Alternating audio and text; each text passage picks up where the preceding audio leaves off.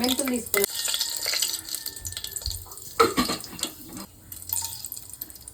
కండపు ఉల్లిగడ్డ, మిర్చి,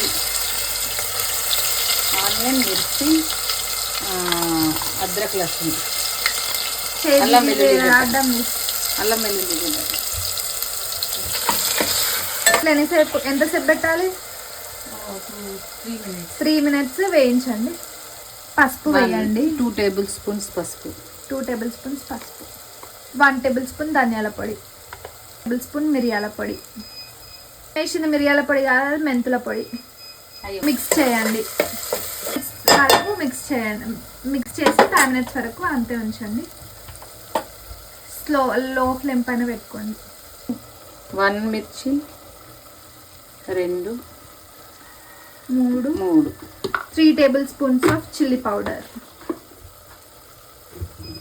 salt 1, 2, 3, 4 tablespoons salt వేయండి. మిక్స్ చేయండి. పువ్వు వేయండి.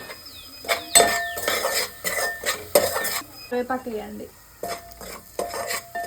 వేసి మిక్స్ చేయండి. హై ఫ్లేమ్లో పెట్టేసి చింతపండు పులుసు పోయండి. అదేనండి టామరిన్ సూప్.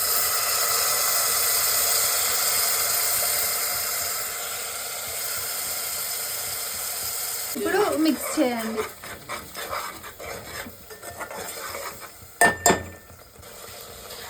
దాంట్లోనే కొంచెం 1 tablespoon ధనియాల పొడి వేయండి.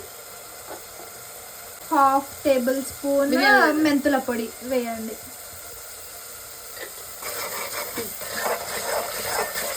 మిక్స్ చేయండి.